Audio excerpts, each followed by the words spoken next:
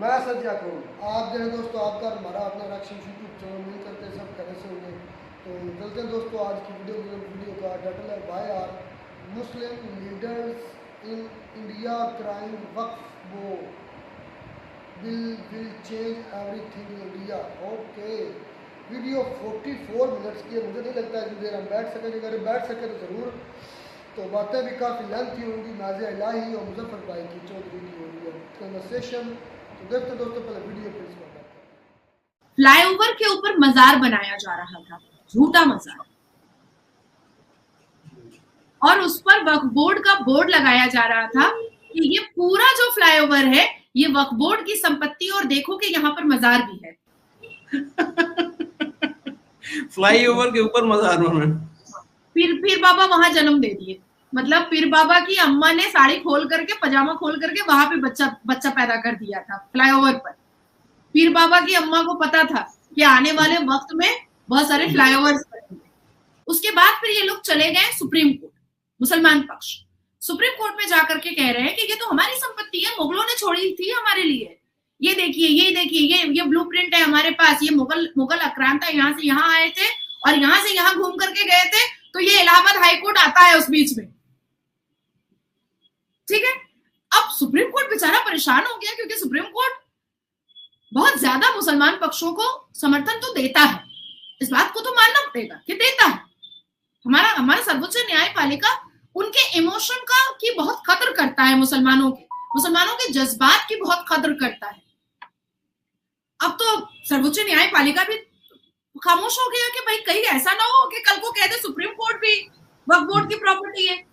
अब यहाँ पर तो कड़े निर्णय लेने ही पड़ेंगे, चाहे मुझे जितना ही अंदर दिल में मोहब्बत है मुसलमानों से, क्योंकि नेहरू साहब बोल करके गए हैं कि मुसलमानों से मोहब्बत करते रहना है। तो सुप्रीम कोर्ट ने साफ कहा हमारे भारत में छोटे बड़े मिला करके 53 लाख मज़ारे हैं, 53 लाख। और जिन जिन मज़ारों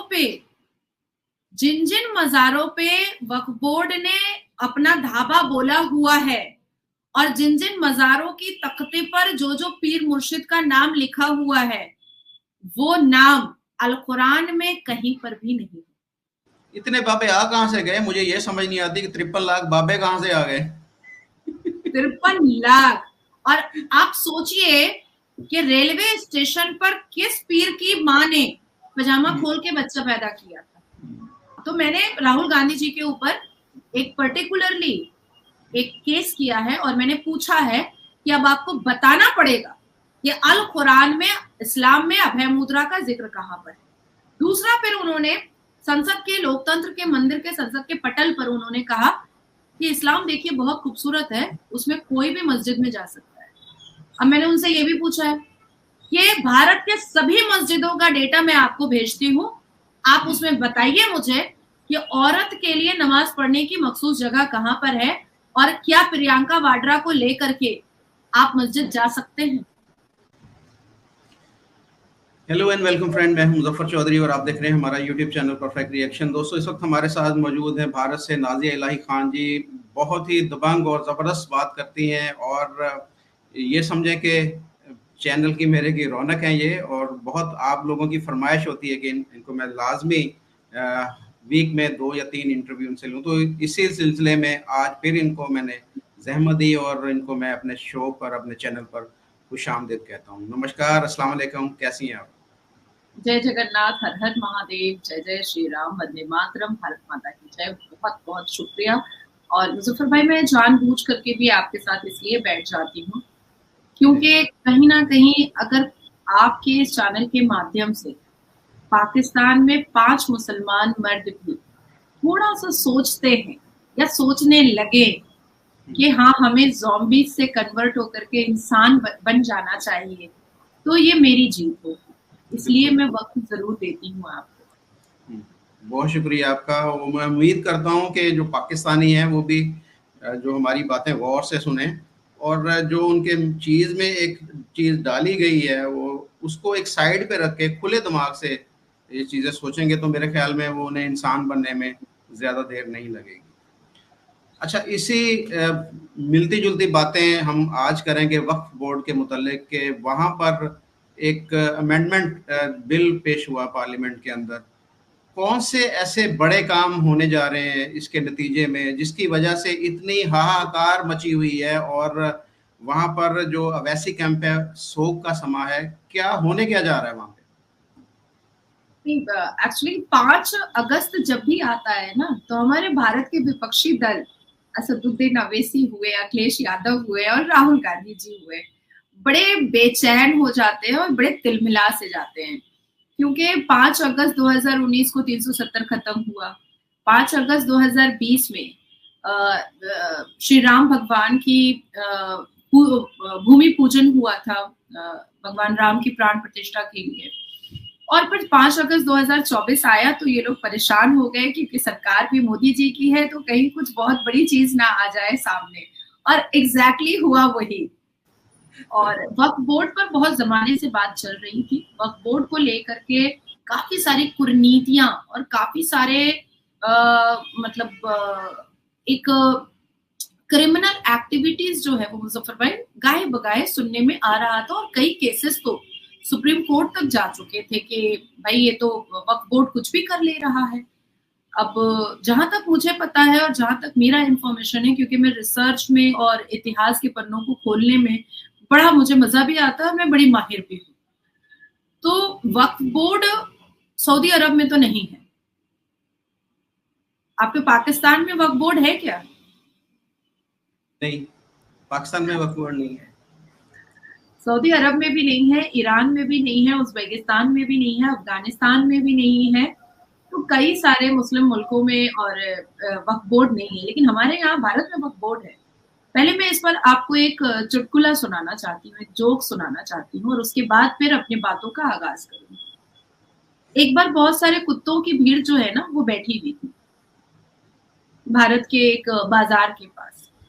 तो एक कुत्ता बहुत सफेद था, गोरा था, वो आया और सारे कुत्ते जो भारत के थे उसने उससे पूछा, अरे भाई तुम यहाँ क्यों आ गए, यहीं के हो क्या? तो वो कुत्ता कहता है कि नहीं, मैं दुबई से आया हूँ। तो कह रहा है कि दुबई में खाने पीने की कमी थी क्या, तो यहाँ चले आए?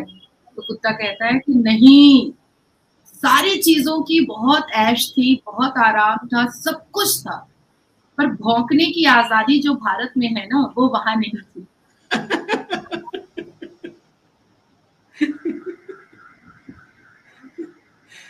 तो अब मैं आपके प्रोग्राम का और आपके टॉपिक का आगाज करती हूँ। 1931 में ब्रिटिश ने स्टैब्लिश किया था वक्फ बोर्ड को। हमारे भारत के मुसलमानों को ब्रिटिश का दिया हुआ और जिन्ना का दिया हुआ शरिया लॉ बहुत पसंद है, और ब्रिटिश का दिया हुआ 1931 का स्टैब्लिश किया हुआ वक्फ बोर्ड भी बहुत पसंद है। 1954 में वक्फ बोर्ड को बनाया गया अप्रोप्रिएटली नेहरू जी के नेतृत्व में। 1995 और 1994 के बीच में गांधी परिवार के नेतृत्व में वक्फ बोर्ड को खुली छूट दी गई ताकि वो लैंड माफिया बन सके, और ऐसे ऐसे प्रावधान और प्रोवोकेशंस वक्फ बोर्ड को दिए गए और मुसलमानों को दिए गए कि वो जो चाहे वो कर सकता है। और वक्फ बोर्ड वहां से ही एक लैंड माफिया की शक्ल ले लिया। 2013 में कांग्रेस के नेतृत्व में और मनमोहन सिंह जो पूर्व प्रधानमंत्री हमारे थे, मनमोहन सिंह जी के नेतृत्व में और सोनिया एंटोनियो के इशारे में और राहुल गांधी जी के मशवरे पर वक्फ बोर्ड में कुछ ऐसे भी संशोधन किए गए और ऐसे भी प्रावधान उनको दिए गए कि वो जिस चीज पर उंगली रखेंगे वो चीज वक्फ बोर्ड की हो जाएगी। अब आती है बात कि 2014 में जब लोकसभा इलेक्शन होने वाला था, तो 2014 के लोकसभा इलेक्शन से मात्र 5 दिन पहले, सिर्फ 5 दिन पहले, कांग्रेस ने सोनिया एंटोनियो, राहुल गांधी जी और मनमोहन सिंह जी भारत की 123 बड़ी प्रॉपर्टी को वक्फ बोर्ड को गिफ्ट कर देते हैं। भारत की 123 बड़ी प्रॉपर्टीज को वक्फ बोर्ड को गिफ्ट करते हैं। और क्यों करते हैं? वो इसलिए करते हैं कि वक्फ बोर्ड को अगर वो भारत की 130 बड़ी प्रॉपर्टी गिफ्ट करते हैं तो मुसलमान कांग्रेस को वोट कर करके उनको सत्ता में लेकर के आएंगे। हालांकि उस वक्त जब भाजपा विपक्षी दल में था, 2013 की बात और 14 की बात मैं कर रही हूँ, जब तक इलेक्शन नहीं हुआ था, और विश्व हिंदू परिषद वाले और भी कई नागरिक जो है, देश के नागरिक जो है, जिनको भारत की भूमि से बहुत मोहब्बत है, वो इलेक्शन कमीशन चले गए थे और उन्होंने कहा था कि ये गलत हुआ है। 123 बड़ी प्रॉपर्टीज कांग्रेस अपने बाप की जागीर समझ करके वक्फ बोर्ड को ये गिफ्ट कर रहा है, तोहफा और तहाइफ दे रहा है। हालांकि उस मामले को इलेक्शन कमीशन ने, क्योंकि 5 दिन के बाद लोकसभा इलेक्शन था, नल एंड वॉइड कर दिया था, और आज भी वो 123 बड़ी प्रॉपर्टी का मामला जो है वो न्यायपालिका में चल रहा है और वो अटका हुआ है। अब आती है बात कि हमारे भारत में रेलवे के बाद सबसे ज्यादा प्रॉपर्टी वक्फ बोर्ड के पास है, और उसके बाद आर्मी के पास है। उसके बाद अब आती है बात कि जब भी वक्फ बोर्ड के कमान को खींचने की बात कही जाती है, उसके पावर को कम करने की बात कही जाती है, तो वक्फ बोर्ड के लोग और मेंबरान ये चिल्लाते हैं कि मुसलमानों पर अत्याचार हो रहा है, मुसलमानों को बहुत ह्यूमिलिएट और हैरेस करने की कोशिश की जा रही है। और बयान आता है वक्फ बोर्ड के लोगों का, मेंबरों का, जो 100% मुस्लिम्स होते हैं, और बयान आता है रशीदी का, बयान आता है अवैसी का, कि अरे वक्फ बोर्ड तो अल्लाह की राह में जो लोग होते हैं वो उसमें अल्लाह की राह में डोनेट। अब अल्लाह की राह में डोनेट की हुई प्रॉपर्टी अब भारत में 9.4 लाख एकड़ हो चुकी है। ये तो बड़ा लैंड माफिया बन चुका है। इसलिए मैंने कहा कि Waqf board is a simple land mafia and nothing else. ये अल्लाह की राह में और भीख मांगते मांगते इन्होंने 9.4 लाख एकड़ जमीन इन्होंने जमा कर ली है। अब मैं आपको कुछ डेटास बताना चाहती हूँ जिससे असदुद्दीन अवैसी और वक्फ बोर्ड के जो चुन्नू मुन्नू है उनका राज खुलेगा। The third largest land holder Waqf board, इन्होंने फोर्सिबली भारत के जनता का जमीन कितना हड़प किया है? 17.99 लाख एकड़ जमीन इन्होंने भारत की जनता का हड़प किया है, जो डिस्प्यूटेड है, और इस 17.99 लाख एकड़ पर अभी भी किसी ना किसी न्यायपालिका में केस चल रहा है। अब बात यहां पर भी आती है मुजफ्फर भाई कि अगर कोई व्यक्ति अल्लाह की राह में डोनेट कर रहा है तो ये 80% प्रॉपर्टीज में डिस्प्यूट और केसेस क्यों चल रहे हैं? जिसकी जमीन है वो केस क्यों लड़ रहा है?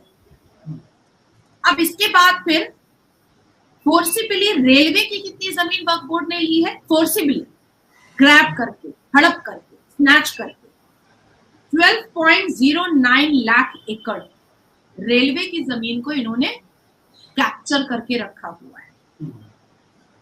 वक्फ बोर्ड ने कांग्रेस से बहला फुसला करके कितनी जमीनें ली थी? 8 लाख एकड़। ठीक है, ये मैंने आपको डेटा दिया है। अब आती है बात कि 80% वक्फ बोर्ड के पास जो प्रॉपर्टी है वो अंडर ट्रायल है, वो किसी न किसी न्यायपालिका में उसका मामला चल रहा है। और वक्फ बोर्ड का अगर वक्फ एक्ट पढ़ेंगे आप, ये मैं किताब लेकर के बैठी हूँ, द वक्फ एक्ट 1995, इसको अगर आप पढ़ेंगे जिसमें जो संशोधन हुआ था 2013 में, उसकी भी बात इसमें लिखी हुई है। तो वक्फ बोर्ड, अब जैसे मेरी जमीन को आकर के वक्फ बोर्ड ने हड़प कर लिया तो मैं किसी न्यायपालिका में नहीं जा सकती। अच्छा जी, उसके ऊपर आवाज नहीं उठा सकते आप, ना कोई केस कर सकते? अच्छा, मैं किसी न्यायपालिका में, जो वक्फ बोर्ड एक्ट बोल रहा है कि किसी न्यायपालिका में नहीं जाया जा सकता है। ट्रिब्यूनल उनका होगा, कोर्ट उनका होगा, एडवोकेट उनके होंगे, जज उनका होगा और जजमेंट भी उन्हीं का होगा, फैसला भी उनकी मर्जी का होगा। अब मैंने तो आपको लाइन से बता दिया, ट्रिब्यूनल उनका, कोर्ट उनका, एडवोकेट उनका, जज उनका और जजमेंट भी उन्हीं का। ठीक है, अब आती है बात कि मोस्ट प्रोबेबली जो अभी जैसे ही वक्फ बोर्ड की बात आई है तब से अवैसी साहब कह रहे हैं कि अरे वक्फ बोर्ड की संपत्ति पर सोशल अवेयरनेस का काम चलता है। मतलब 9.4 लाख एकड़ जमीन पर सोशल अवेयरनेस का काम चलता है। ठीक, तो क्या सोशल अवेयरनेस का काम करता है, उसकी कुछ चंद मिसालें मैं आपको देना चाहती हूँ। सिर्फ और सिर्फ तेलंगाना में 5,74,2391 इन्होंने कैप्चर करके इंक्रोच करके रखा हुआ है, ठीक है, जिसमें एकड़ जमीन इन्होंने कैप्चर करके रखा हुआ है, जिसमें 1869 दरगाह है, 8,521 कब्रिस्तान है और 3,052 मॉस्क है, और बाकी जो रेस्ट बच रहा है उस पे केसेस चल रहे हैं, ठीक है। अब मैं आपको बताना चाहती हूँ, पश्चिम बंगाल के राज खोलना चाहती हूँ।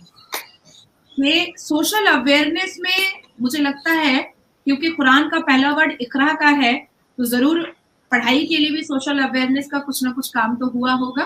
तो चलिए उसके आगे खोलते हैं हम। मैं पूरा यहाँ पर ओरिजिनल गवर्नमेंट का डेटा लेकर के बैठी। बांकुड़ा 1089 प्रॉपर्टीज इन्होंने कैप्चर किया हुआ है वक्फ बोर्ड ने, पश्चिम बंगाल के बांकुड़ा में। अब बांकुड़ा में 5 दरगाह है, 5 मजार है, 6 ग्रेवयार्ड है, 17 मस्जिदें हैं और 4 स्कूल है, ठीक है। अब चले आते हैं बर्दवान। पश्चिम बंगाल के बर्दवान में 83 मजार है, 124 कब्रिस्तान है, 270 मस्जिदें हैं और 2 स्कूल। अब चले आते हैं पश्चिम बंगाल के बीरभूम में। 4 मज़ार मुबारक है, लिखा हुआ है यहाँ पर, दरगाह और मज़ार मुबारक। कब्रिस्तान 39 है, मस्जिदें 12 हैं, स्कूल 1 है। अब चले आते हैं पश्चिम बंगाल के, जिस पश्चिम बंगाल में मैं बैठी हुई हूँ, दक्षिण दिनाजपुर में। दरगाह और मज़ार मुबारक जो है वो 53 है, मस्जिदें जो है वो 18 है, स्कूल 3 है। तो ऐसे हर एक स्टेट का मैंने निकाल करके रखा हुआ है। अब आती है बात कि वक्फ बोर्ड ऐसा नहीं है कि सिर्फ भारत के योद्धाओं की, भारत के सनातनियों की, भारत के ईसाइयों की, भारत के यहूदियों की, भारत के क्रिश्चियंस की, भारत के शियाओं की या भारत के अदर रिलीजन्स की वो जमीन हड़प कर रहा है। वो भारत के मुसलमानों की भी जमीन हड़प कर रहा है, और इंटेंशनली जो संपत्ति मुसलमान बेटियां बना रही हैं उन संपत्तियों को वो हड़प करता है। ज्यादा दूर की बात नहीं है, अनीस आयशा जिसने एक बहुत लंबी जंग लड़ी तमिलनाडु वक्फ बोर्ड के अगेंस्ट में, और 2022 में उसको जजमेंट मिला, जिसमें अनीस आयशा, ए हसन और निजात यास्मीन, ये तीन लोगों ने वक्फ बोर्ड तमिलनाडु के ऊपर केस किया और कहा जज को कि उनके कोर्ट हम नहीं जाएंगे, वक्फ बोर्ड के कोर्ट हम नहीं जाएंगे, मुझे न्याय यहाँ से चाहिए, हम भारत में रहते हैं और संविधान से मुझे न्याय चाहिए। इसकी हिम्मत कैसी हुई कि ये मेरी जमीन को अपना जमीन बता रहा, ठीक है। उसके बाद फिर अनीस फातिमा बेगम 2003 से लेकर 2010 तक उस महिला ने, मुसलमान महिला ने केस लड़ा और जजमेंट उनके हाथ में आया, और उस लड़की ने, उस महिला ने खड़े होकर के कलकत्ता हाई कोर्ट को के न्यायपालिका के बेंच पर कहा संपत्ति मेरी, इसमें वक्फ बोर्ड का हिस्सा आया कहां से। उसके बाद सलमान खान, वो एक्टर नहीं, बेचारा अत्याचारित है वक्फ बोर्ड से। तमिलनाडु वक्फ बोर्ड के 23 जनवरी 2023 में इनको जजमेंट मिला। इन्होंने तमिलनाडु के वक्फ बोर्ड पर केस किया, सलमान खान साहब ने, और कहा कि वक्फ बोर्ड लैंड माफिया है और कुछ भी नहीं। उसके बाद फिर शहनाज परवीन, इन्होंने मध्य प्रदेश में वक्फ बोर्ड के ऊपर केस किया और मध्य प्रदेश की सरकार को और मध्य प्रदेश के कोर्ट को बताया कि ये तो मुसलमानों को भी नहीं छोड़ रहे हैं, उनकी भी संपत्ति हड़प कर लेते हैं, करना क्या चाहते हैं। अब आती है बात, सबके केसेस में मैं लेकर के बैठी हुई हूँ। आपको आज थोड़ा मुझे वक्त देना पड़ेगा कि मैं प्रूफ के आधार पर करती हूँ। वक्फ बोर्ड के पास कितनी प्रॉपर्टी है। यूं तो कहते हैं कि हम 20 करोड़ की आबादी है भारत में, लेकिन यहाँ पर शिया वक्फ बोर्ड अलग है और सुन्नी वक्फ बोर्ड अलग है। हाँ। मतलब जब हड़प करने की बात आएगी, जब चोरी करने की बात आएगी, जब बलात्कार करने की बात आएगी, तो शिया अलग करता है और सुन्नी अलग करता है, और उसके बाद फिर और अलग करते हैं। लेकिन जब मेजॉरिटी दिखाने की बात आती है तो ये कहते हैं कि ये 20 करोड़ की आबादी है।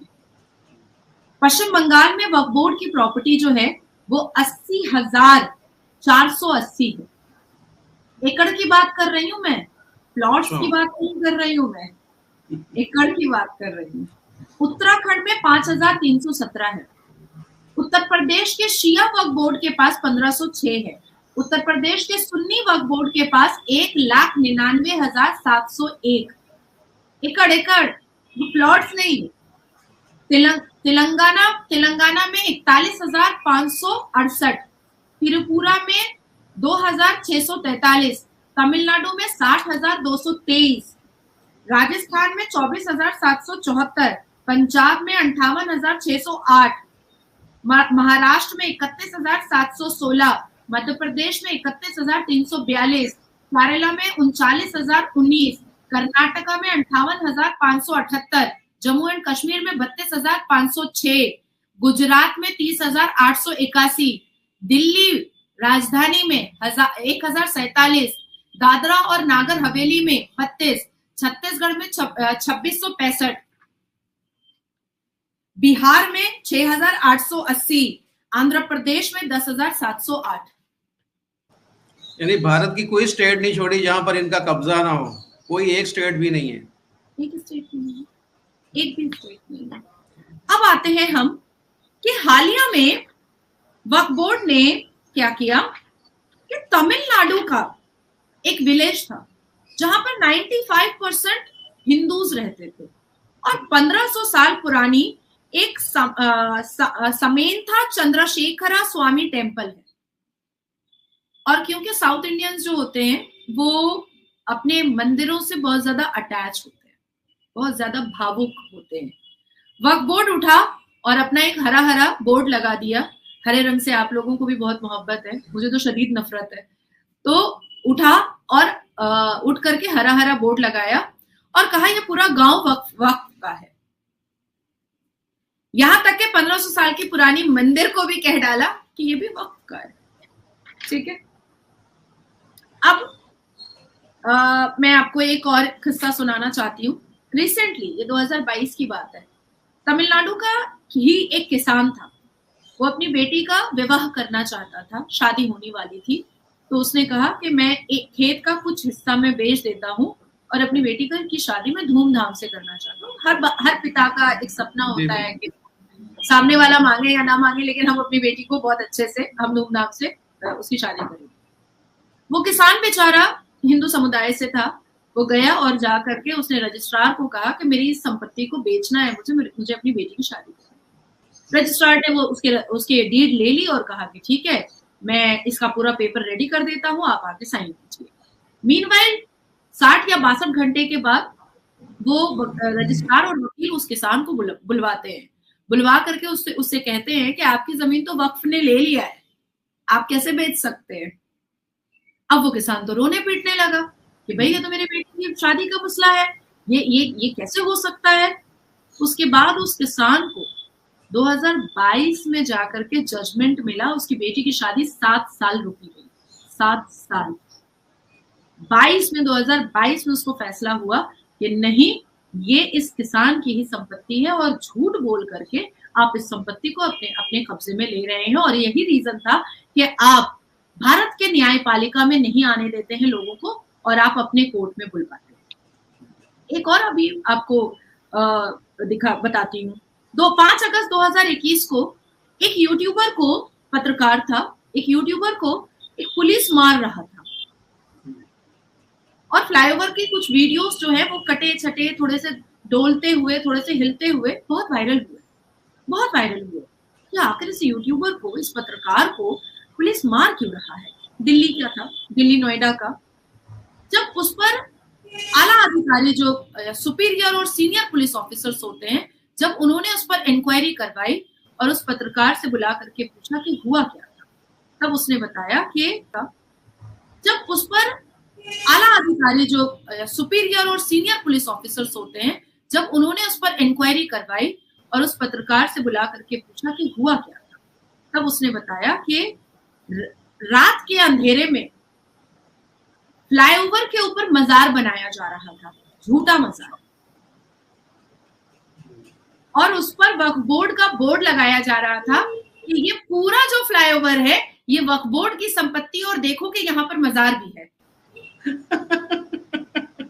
फ्लाईओवर के ऊपर मजार बना। पीर बाबा वहां जन्म दे दिए, मतलब पीर बाबा की अम्मा ने साड़ी खोल करके, पजामा खोल करके वहां पे बच्चा पैदा कर दिया था फ्लाईओवर पर। पीर बाबा की अम्मा को पता था कि आने वाले वक्त में बहुत सारे फ्लाईओवर्स बनेंगे। तब फिर उस मजार को जो आला अधिकारी हैं दिल्ली के, उन्होंने तोड़वाया और तोड़वा करके उस पुलिस ऑफिसर जिसने पत्रकार को मारा था उसको सस्पेंड करवाया। उसके बाद फिर इलाहाबाद हाई कोर्ट के अंदर एक मस्जिद थी, कोर्ट के अंदर, इलाहाबाद हाई कोर्ट के अंदर एक मस्जिद थी। मस्जिद में लोग नमाज पढ़ते थे, जो मुसलमान वकील थे वो नमाज पढ़ते थे, और जुमा की नमाज में पूरा सफ खड़ा होता था, पूरी जमात लगती थी, खुतबा भी होता था। इलाहाबाद हाई कोर्ट को कोई आपत्ति नहीं थी और वहां पर प्रैक्टिस करने वाले बाकी धर्मों के लोगों को भी कोई आपत्ति नहीं थी।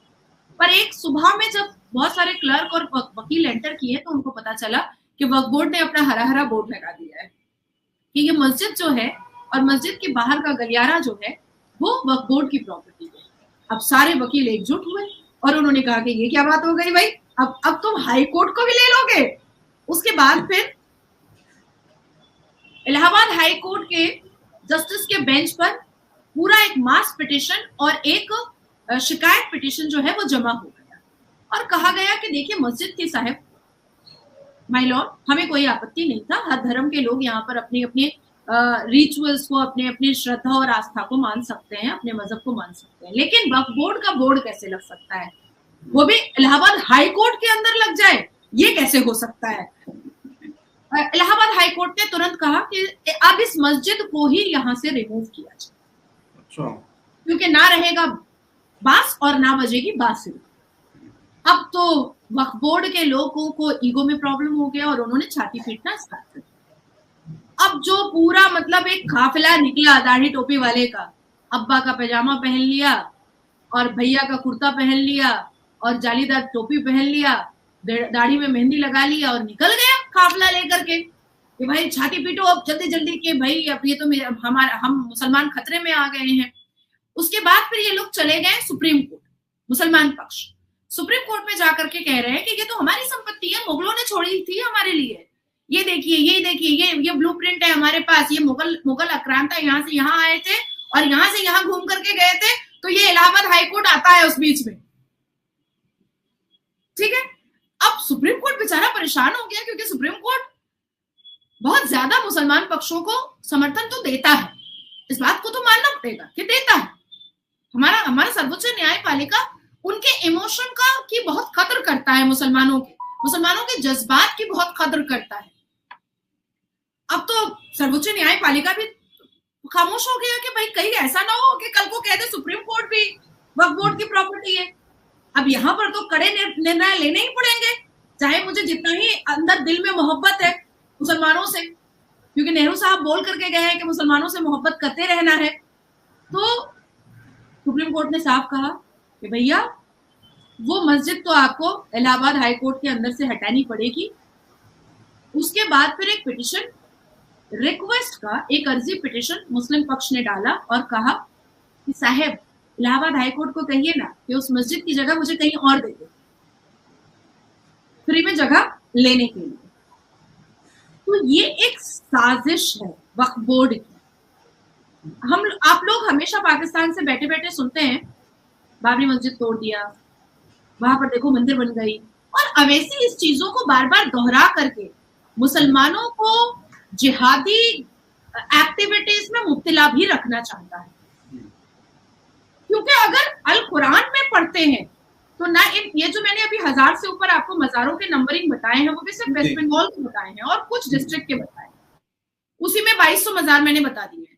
तो ये मजार अगर वाकई में असदुद्दीन अवैसी मजार को कुरान को मानता है तो मजार तो उसको खुद तोड़ देना चाहिए था जा करके। मजार में तो हथौड़ा खुद असदुद्दीन अवैसी को चला देना चाहिए था, क्योंकि अगर वो अल कुरान मानता है, तो अगर वो वाकई में असदुद्दीन अवैसी प्रॉफिट मोहम्मद सल्लल्लाहु अलैहि वसल्लम की उम्मत रसूल से आता है, तो वो तो खुद हथौड़ा उठाता और हैदराबाद के मजार से स्टार्ट कर देता तोड़ना।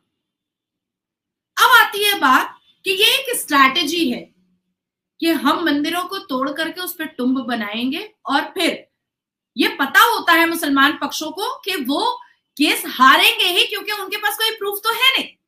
और केस हारने के बाद हम कहेंगे कोर्ट को कि हमको कोई और जगह दे दो, तो आकर उनको 27 एकड़ जमीन मोहम्मद बिन अब्दुल्ला मस्जिद के लिए मिली, जिसको अवैसी ने मस्जिद ज़रारा भी कह डाला। अब देखिए ज्ञानवापी चल रहा है यहाँ पर। अब तो काफी भारत के टॉपिक पर बात करते हैं। अब ज्ञानवापी तो हमारा शब्द ही नहीं है, तो वो मस्जिद कैसे हो सकती है? तो ये मुसलमानों की एक स्ट्रैटेजी है कि सारे हिंदुओं के धार्मिक स्थानों पर हम कब्जा करेंगे, और जब हम केस हार जाएंगे, क्योंकि जीतना तो होता ही नहीं है, जब वो केस हार जाते हैं तो वो भीख मांगना स्टार्ट करते हैं कि इसके ऑल्टरनेट में हमको कोई और जगह दे दीजिए। और इस तरह से उन्होंने 9.4 लाख एकड़ उन्होंने जमा कर लिया। मैंने खुद भी देखा था कि पंजाब के अंदर, मुझे मेरे एक दोस्त हैं, उन्होंने स्टेशन के ऊपर दिखाया कि स्टेशन के ऊपर बता रहे थे, कहीं पर भी कोई भी ऐसी जगह मुझे वो जब भी दिखाते हैं, वो जरूर ये दिखाते हैं कि ये देखें यहाँ पर आपकी मस्जिद है, ये यहाँ पर आपका ये जो है मज़ार बना हुआ है। वो मज़ार लाजमी दिखाते हैं, वो उसके स्टेशन के ऊपर मज़ार बना हुआ था, सॉरी, तो वो जरूर उन्होंने दिखाया कि ये देखें यहाँ पर मज़ार बना हुआ है। हमने कुछ ऐसी वीडियोस भी देखी थी कि जिनके अंदर कुछ जाली कब्रें बनी हुई हैं, कि जहाँ पर खाली जगह देखी और वहाँ पर वो जाली कब्रें बनाकर उस जगह को उन्होंने अपने कब्जे में ले लिया। तो ये एक तरीकाकार है मेरे ख्याल में उनका, एक सिंपल सा कि जी जहाँ जगह खाली देखी वहाँ पर जाकर या अपना मज़ार बना ले और या वहाँ पर कब्रें बना ले, और ताकि बाद में वो फिर वो पक्के हो जाए कि ये तो हमारी ही है। तो इसके लिए हमारे भारत में, मुजफ्फर भाई मैं इंटरप्ट कर रही हूँ, हमारे भारत में छोटे बड़े मिला करके 53 लाख मज़ारे हैं, 53 लाख। और जिन जिन मज़ारों पे वक्फ बोर्ड ने अपना धाबा बोला हुआ है, और जिन जिन मज़ारों की तख्ते पर जो जो पीर मुर्शिद का नाम लिखा हुआ है, वो नाम अल कुरान में कहीं पर भी नहीं। इतने बाबे आ कहां से गए? मुझे ये समझ नहीं आती कि 53 लाख बाबे कहां से आ गए। 53 लाख। और आप सोचिए कि रेलवे स्टेशन पर किस पीर की माँ ने पजामा खोल के बच्चा पैदा किया था, फ्लाईओवर पर किस पीर की माँ ने पजामा खोल के बच्चा पैदा किया था, उसके बाद फिर बाजार के अंदर किस पीर की माँ ने पजामा खोल करके बच्चा पैदा किया था, और वो बड़ा औलिया हो गया रोड पर पैदा होकर के। और इन्होंने ऐसी मानसिकता बनाई है कि ये रोड छाप, गटर छाप, मदरसा छाप, ये बहुत बड़े पीर औलिया टाइप के हैं। इन्होंने अच्छा ये जानते हैं कि ये जाहिल गटर छाप है, ये इनको पता है, और इनकी मालूमात और इनकी दीनी तालीम नील बटा सन्नाटा है। इनको अल कुरान के बारे में कुछ नहीं पता है, कुछ भी नहीं पता है। जो इनको मुल्ला साहब और मौलवी साहब बताते हैं, इनको बस उतना ही पता है। दूसरी चीज मैं आपको बताती हूँ कि हमारे भारत में 99% ऐसे मुसलमान हैं जिन्होंने अल कुरान बामायने पढ़ा ही नहीं है। वो अरबी पढ़ना जानते हैं लेकिन अरबी को समझना नहीं जानते हैं। मुझे बहुत अच्छे से याद है कि पाकिस्तान का एक टेररिस्ट यूके में अरेस्ट हुआ था। ये शायद मैं 1998 या 1997 की बात मैं आपको बता रही हूँ।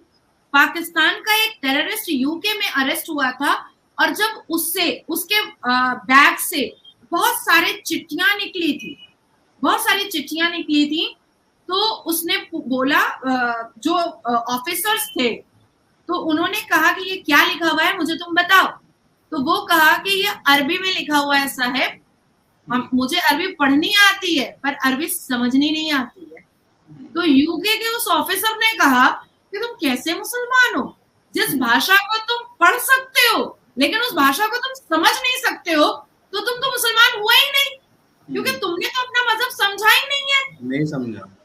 तुमको जो ये चिट्ठी आई है, इस चिट्ठी पर तुम काम कैसे करोगे? तो उसने कहा कि ये अरबी में इसलिए आई है ताकि कोई दूसरा ना पढ़ सके, और मेरे पास एक एप्स है जिससे, एक सिस्टम है जिससे मैं इसको ट्रांसलेट कर सकता हूँ उर्दू में। अच्छा, पाकिस्तान के लोग जो हैं मुजफ्फर भाई, वो सही से उर्दू भी नहीं बोलते हैं। इल्म को इल्म बोलते हैं, बाहर को बाहेर बोलते हैं। ऐसे ही है, ऐसे ही बिल्कुल है ना। तो मैंने तो कई बार, बहुत सारी लड़की है, यूट्यूबर्स है, मैंने उनको टोका भी है कि अच्छा, अब ये जो तुम इल्म बोल रही हो तो जरा इसको हिज्जे करके बताओ, तो ये इल्म हुआ कैसे, इसमें तशदीद आया कैसे, इसमें जबर आया कैसे? ये तो इल्म है। तो मैंने जितना रिसर्च किया है, मैंने जितना इसमें डीप डाउन जाकर के देखा है, पाकिस्तान के मुसलमान, बांग्लादेश के मुसलमान और भारत के मुसलमान 99% जाहिल हैं, जिनको अपने मजहब के बारे में नहीं पता है, जिनको मौलवी मुल्लाओं ने कहा है चोरी करो, बलात्कार करो, जमीन हड़पो, झूठ बोलो, अत्याचार करो, हिंदुओं को काफिर बोलो, गला रेतो, ठरकबाजी करो, गाली दो, गलोच करो, औरतों को बुरा भला बोलो, औरतों के कपड़े उतारो, जुबान से उतारो, हाथ से उतारो, अपने पैंट का जिप खोलो, और औरतों को तुम अपने बिस्तर का सामान बनाओ, और उसके बाद मर जाओ अगर इन सब चीजों में, तो तुमको ऊपर जन्नत जा करके 72 वर्जिन हूरें मिल जाएंगी।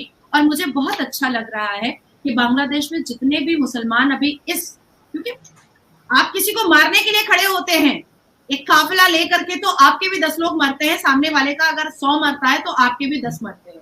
तो वो 10 जिहादी 72 वर्जिन हूर के पास अब तक पहुंच करके अय्याशियां पेल रहे होंगे, इतना मुझे समझ में आ रहा है। So this Waqf board is a quite land mafia and nothing else. अब मैं आती हूँ आपके पास, सिर्फ 2 मिनट लूंगी राहुल गांधी के लिए। राहुल गांधी कुछ दिन पहले इस्लाम में अभय मुद्रा ढूंढ रहे थे। मैंने केस किया है उनके ऊपर। जब आपको मुझे बताना पड़ेगा कि अल कुरान में इस्लाम में अभय मुद्रा बिल्कुल नहीं है, अभी नहीं है। मैंने कहा बिल्कुल भी नहीं। हमने इसके ऊपर एक वीडियो भी की थी कि ये अपनी तरफ से ये दूसरे मजहब के अंदर ये घुसने की कोशिश करे, लेकिन इनको पता ही नहीं कि है या नहीं है, तो हमने तो नहीं कभी सुना। हाँ, तो मैंने राहुल गांधी जी के ऊपर एक पर्टिकुलरली एक केस किया है और मैंने पूछा है कि अब आपको बताना पड़ेगा कि अल कुरान में इस्लाम में अभय मुद्रा का जिक्र कहाँ पर है। दूसरा, फिर उन्होंने संसद के लोकतंत्र के मंदिर के संसद के पटल पर उन्होंने कहा कि इस्लाम देखिए बहुत खूबसूरत है, उसमें कोई भी मस्जिद में जा सकता है। अब मैंने उनसे ये भी पूछा है कि भारत के सभी मस्जिदों का डेटा मैं आपको भेजती हूँ, आप उसमें बताइए मुझे कि औरत के लिए नमाज पढ़ने की मखसूस जगह कहाँ पर है, और क्या प्रियंका वाड्रा को लेकर के आप मस्जिद जा सकते हैं? अपनी ही खुद की बहन को लेकर के आप मस्जिद जा सकते हैं? ये मैंने उनसे पूछा है। अब कल उन्होंने संसद के पटल पर एक सस्ती लोकप्रियता और टीआरपी लेने के लिए और न्यूज चैनल्स में बने रहने के लिए उन्होंने वक्फ बोर्ड के समर्थन में बात कही। अब वक्फ बोर्ड के समर्थन में राहुल गांधी जी बात नहीं करेंगे तो कौन करेगा? क्योंकि मजार परस्ती गांधी परिवार हमेशा से करता आया है, बाबर के कब्रिस्तान में फूल चढ़ाना। राहुल गांधी जी जब भी इलेक्शन आता है वो अजमेर शरीफ वो जाते हैं जहां पर 1992 में कोठा और चकला और प्रोस्टिट्यूट का एरिया बना दिया गया था अजमेर शरीफ को। उस अजमेर शरीफ में वो जाकर के दुआ के हाथ फैलाते हैं और चादर चढ़ाते हैं और माथा पटक पटक करके अपनी जीत के लिए पीर बाबा से मन्नतें मांगते हैं। अब राहुल गांधी जी वक्फ बोर्ड के समर्थन में बात नहीं करेंगे तो कौन करेगा? क्योंकि नेहरू से लेकर के राहुल गांधी तक मुसलमान तुष्टीकरण की राजनीति और अपीजमेंट की राजनीति, ये तो कांग्रेस का चरित्र रहा है। अब कांग्रेस अगर मुसलमानों को समर्थन ना करे और खास करके जिहादी मुसलमानों को अगर समर्थन ना करे, तो ये जो 99 सीटें, 40 सीटें, 42 सीटें जो आ जाती हैं और राहुल गांधी कहीं ना कहीं से घूम फिर करके लोकतंत्र के मंदिर में एंटर कर जाते हैं पार्लियामेंट में, ये कैसे हो पाएगा पॉसिबल? ये तो हो नहीं पाएगा।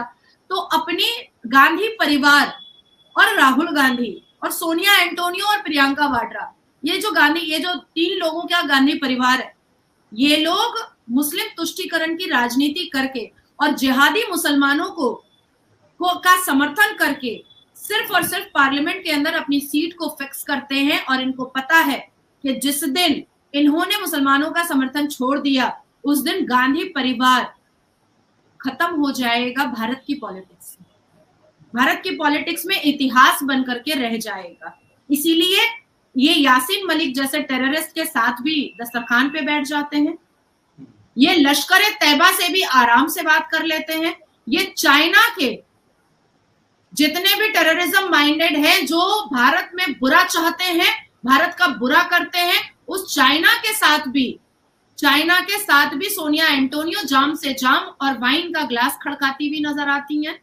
और मल्लिकार्जुन खड़गे गाहे बगाहे और राहुल गांधी ऐसे ऐसे उज्बेकिस्तान और कतर के लोगों से मिलते हुए नजर आते हैं जो भारत के विरोध में साजिशें रचते हैं, और बाद में पता भी चल जाता है कि इस व्यक्ति जिसके साथ राहुल गांधी ने फोटो खिंचवाया था वो भारत के विरोध में इकोसिस्टम देश में इससे बाहर बैठ करके चला रहा है। तो राहुल गांधी की मजबूरी है अपने अस्तित्व को बचाने के लिए, अपने चेयर को बचाने के लिए, और गांधी परिवार को सत्ता के चेयर पर रखने के लिए जिहादियों का समर्थन करना, ये अब उनकी मजबूरी बन चुकी है। एक वक्त था मुजफ्फर भाई जब नेता गुंडा पालते थे, और अब एक वक्त आया है कि ये मुसलमान जिहादी गांधी परिवार को पाल रहे हैं और बचा करके कि कोई तो बोलता रहेगा जिहाद के समर्थन में, और जिहादियों के समर्थन में बहुत मोहब्बत से ऐसे जिहादी और टेररिस्ट राहुल गांधी को पहुंचाते हैं पार्लियामेंट के अंदर। अब इसके सिर्फ 2 मिसालें मैं आपको दूंगी और फिनिश करूंगी। पहली मिसाल कि अगर राहुल गांधी का जिहादियों से कोई कनेक्शन नहीं है तो जिन्ना की कोख से जन्मा हुआ मुस्लिम लीग इंडिया अलायंस और कांग्रेस के साथ कैसे जुड़ा हुआ है, और वो भी ऑफिशियली पेपर पर।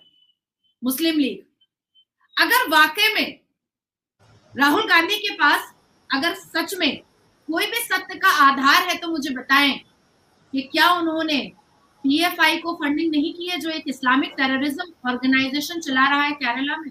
फंडिंग नहीं की है? बिल्कुल की है, बिल्कुल की है, हर हाल में की है। और भारत की शांति को खत्म करने के लिए फंडिंग की है, ताकि जो नेहरू का बनाया हुआ राजनीति था डिवाइड एंड रूल का, वो चलता रहे, और मुसलमान जिहादियों के समर्थन से गांधी परिवार सत्ता पे बैठे, या अगर सत्ता पे ना बैठ सके तो कम से कम चेयर पर रहे और पॉलिटिक्स में जिंदा रहे। बिल्कुल सही है, आपने बिल्कुल बड़े अच्छे तरीके से सारे ताने बाने मिलाए हैं कि किस तरीके से ये सारा नेटवर्क चल रहा है कि पहले जमीन हासिल करो, उसके बाद जो मज़ार होता है वहां पर भी जो मुसलमान जाते हैं, विजिटर जाते हैं, जो हाजिरी देते हैं, वो भी पैसे डालते हैं, वो भी ये सारा इकट्ठे करते हैं, वो सारा कुछ ये फिर माल पानी इकट्ठा होता है तो वो फिर आगे डिस्ट्रीब्यूट किया जाता है। वक्फ बोर्ड के जो अहदेदारान है, ये पाकिस्तान के अंदर मुझे याद आया, पाकिस्तान के अंदर वक्फ बोर्ड नहीं है लेकिन महकमा औकाफ जरूर है, लेकिन वो भी गवर्नमेंट के अंडर है, वो इन लोगों के अंडर नहीं है। वो गवर्नमेंट के अंदर वो जितनी रेवेन्यू, लेकिन कुछ मज़ारात ऐसे हैं कि जो उनके जो गद्दी नशीन है वो उनसे पैसा भी हासिल करते हैं और उन्होंने जगह भी उनके कब्जे में है।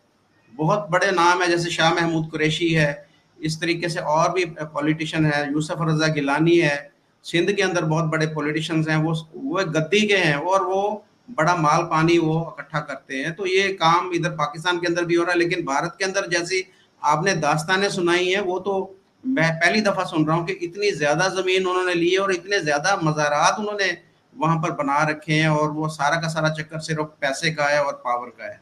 तो आपका बहुत शुक्रिया। मैं उम्मीद करता हूँ कि जो पाकिस्तानी लोग भी देख रहे हैं, जो इंडिया के लोग भी देख रहे हैं, उनको ये सारी चीजें समझ जानी चाहिए कि ये जो इस्लाम का एक नाम लेकर कि अपनी मजलूमियत का ढिंढोरा पीट कर ये लोगों की हमदर्दियां भी लेते हैं और लोगों की ज़मीनें भी हड़प करते हैं। तो आप इनकी ज़रूर जो पहचान करें कि ये लोग जो हैं वो ना तो इस्लाम के मुखलिस हैं और ना ही ये भारत और पाकिस्तान के मुखलिस हैं। तो आपका बहुत शुक्रिया, आपने बड़े अच्छे तरीके से सारी चीज़ों को एक्सप्लेन किया। Thank you very much. नमस्कार, वंदे मातरम, भारत माता की जय। तो जी दोस्तों वीडियो होगी ख़त्म, काफ़ी लेंथी वीडियो थी, कितनी बातें हैं जो मेरे जहन में नहीं रहेंगी, कितनी बातें हैं जो हम नहीं कर सकते। क्या इलाका क्या कहा कि मैं हिस्ट्री का प्रॉब्लम में बहुत माहिर हूँ और मुझे शौक है। बोला कैसे भी ऐसे इसकी बातों से कभी कहाँ पर लगा तुम्हें? ये जो अजमेर शरीफ का दरबार है ये किसके कंट्रोल में है इंडिया में? हुकूमत के कंट्रोल में कि आम वाल के कंट्रोल में? अच्छा, पहली बात तो ये है, मैं इसको फिर गधे ही कहूँगा, ये वाकई गधे ही है। मुजफ्फर की बात करो, अबे ओ गधे, ओ मुजफ्फर गधे, कोई बात मेरी सुन ले। ये तो दाता अली अजमेरी का वक्त पाकिस्तान में वक्फ बोर्ड काम कर रहा है, और अकल के अंधे, अकल के अंधों को हर चीज़ उल्टी नजर आती है, हर चीज़ तुम्हें जो वो कही सबसे बड़ा वक्फ बोर्ड तो अरब वालों के पास है, मक्का और मदीना। हुकूमत के अंडर है कि लोगों के अंडर है? नहीं, वो गवर्नमेंट से अलग काम करता है। सब भाई मेरी बात सुनिए, जो वक्फ बोर्ड होता है वो गवर्नमेंट से बिल्कुल अलग काम करता है। मतलब एक बनाया वो गवर्नमेंट नहीं है कि भाई ये एक पॉलिसी उन्होंने बना दी। अब जो दाता अली अजमेरी का, मैं खुद उधर रह कर आया हूँ 2-4 रातें, मुझे पता है सारा उधर सिस्टम का। बिल्कुल कई मतबा गया लाहौर में जो अली अजमेरी रहमतुल्लाह, उधर एक कमेटी है। ये जो वक्फ बोर्ड है गवर्नमेंट की इदारा, गवर्नमेंट ने ये इदारा बनाया है, तो लेकिन वो उसके अंडर सिर्फ जस्ट निगाहदाश्त के लिए होता है, निगरानी के लिए। बड़े जो भी है ना, मतलब दरबार है जिसमें दाता अली अजमेरी है, बाबा फरीदुद्दीन है, और भी कई है, वो सारे जिसमें लाल शाहबाज कलंदर का, वो सारे अंडर किसके आते हैं? वो सारे वक्फ बोर्ड के अंडर आते हैं। वक्फ बोर्ड ही उनकी जितनी आमदनी है सारी उसमें कंट्रोल करनी होती है। ये बनाया क्यों जाते हैं? नाज़िया लाई तो बड़ी आकर बातें कर देना शुरू हो गई, ये कर दिया तो वो कर दिया, कब्जा लिया। वक्फ बोर्ड से इसलिए बनाया जाता है कि ये जो 2 नंबर पीर होते हैं अपने पास गदनशीनी, जिन सैयदजादों की गदनशीनी नहीं है, जिसमें अली अजगरी है उनके आगे गदनशीनी कोई नहीं, जिसमें लाल शाहबाज कलंदर है उनकी गदनशीनी कोई नहीं, बाबा फरीदुद्दीन है उनकी आगे गदनशीनी कोई नहीं। इस तरह मतलब बड़े बड़े जो हैं उनकी सारी की गदनशीनी नहीं है, उनको एक मनज़्ज़म तरीके से वक्फ बोर्ड बनाकर उनको कंट्रोल किया जा रहा है। मतलब उनकी आमदनी सारी उस बोर्ड को जाती है, और उस दरबार की जितनी ज़रूरियात हैं, 3 वक्त का खाना, 3 वक्त का खाना, अली अजमेरी रहमतुल्लाह अलैह के दरबार पर 3 वक्त का खाना जो जितना खा सको दिया जाता है। ये वो सीने जो मैंने खुद अपनी आंखों से देखा है, और सारी की सारी उसका खर्चा हमारा वक्फ बोर्ड उठाता है, और सारी की सारी उसकी आमदनी हमारा वक्फ बोर्ड देता है। उस पर सिक्योरिटी का खर्चा, उस पर खाने पीने का खर्चा, उसकी मेंटेनेंस यानी कि उसकी सफाई सुथराई का अमला, सारा टोटल वक्फ बोर्ड करता है। वो ये गद्दा कह रहा है कि हमारा वक्फ बोर्ड ही को नहीं है।